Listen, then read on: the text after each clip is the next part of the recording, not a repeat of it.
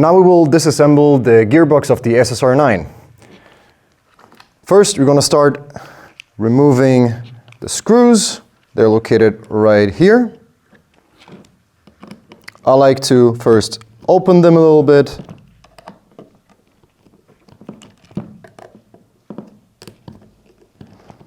Make sure to apply some pressure when opening them the first time.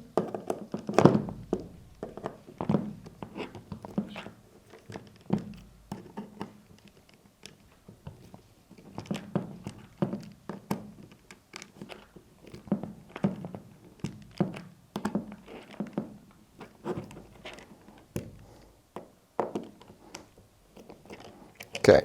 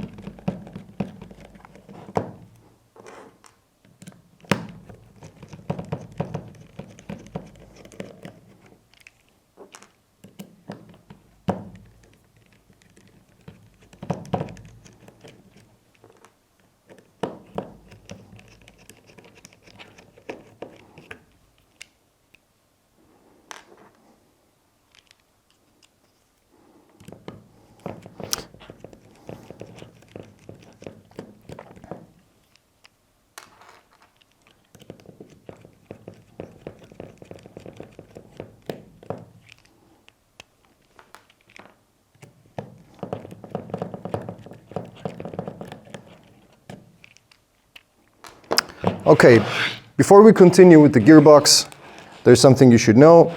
You will see there are 5 longer screws, basically they're just longer, and 4 shorter screws. The 4 short screws belong here at the top, and the other ones are here. Let's put them aside. All right. Now we carefully remove the lid from the top.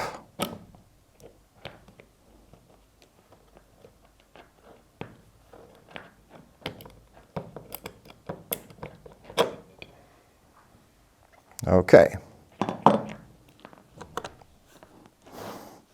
So we're gonna start with the spring holding down the tappet plate. Then we can remove the entire part here.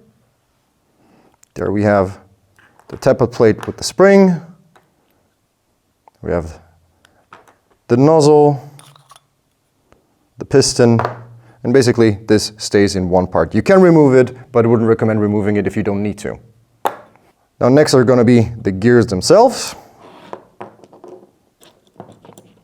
Here we have the anti-reversal latch. Make sure you don't lose the spring. Make sure you do have some lube on this. There we have the spur gear.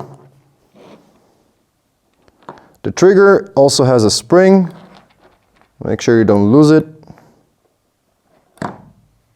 There's the spring. You can also take it off, but let's just leave it on here. Here we have the ETU. To remove this, you will need a Phillips head bit.